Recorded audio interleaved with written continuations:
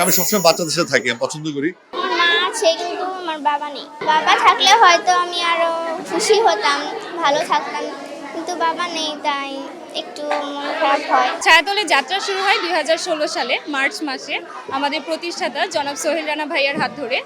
তো ভাইয়া পার্কের শুরু হয়েছিল ছোট্ট একটা ছেলে রাকিব নামে বাচ্চা ছেলের হাত ধরে।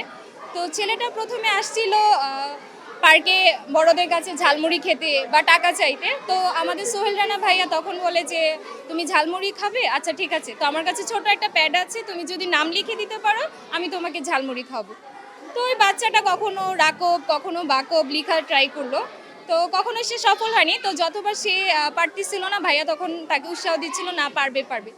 তো ওই ছেলেটা পরের দিন আরও 2টা বাচ্চাকে নিয়ে আসে, পরের দিন আরও 3টা বাচ্চা। তো এভাবে আসলে ছায়াতলে যাত্রা শুরু। বর্তমানে আমাদের 250 স্টুডেন্ট, ওদেরকে আমরা সকালে নাস্তা, দুপুরের খাবার, পোশাক, চিকিৎসা সব কিছুই দিচ্ছি।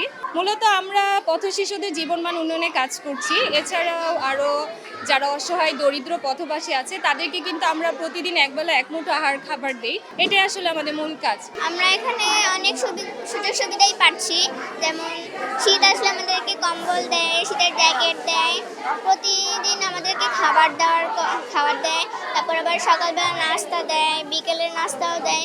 আমাদেরকে পড়াশোনা শেখায়, সাথে আমাদেরকে ট্রেনিং দেয়, সেলাই মেশিন, মোবাইল রিপেয়ারিং, কম্পিউটার, গান, নাচ ইত্যাদি আরো অনেক কিছু। আজকে ছায়াতল বাংলাদেশ, আমি সবসময় বাচ্চাদের সাথে থাকি, আমি পছন্দ করি।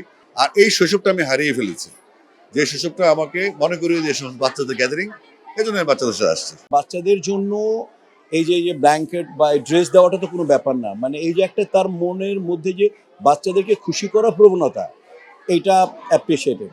তো এই জন্যই আমি আমার ব্যস্ততার মাঝে আমি চেষ্টা করেছি আমি যাব, এবং আমি কিন্তু গাড়ি ওইখানে রেখে দৌড়ে দৌড়ে এসছে।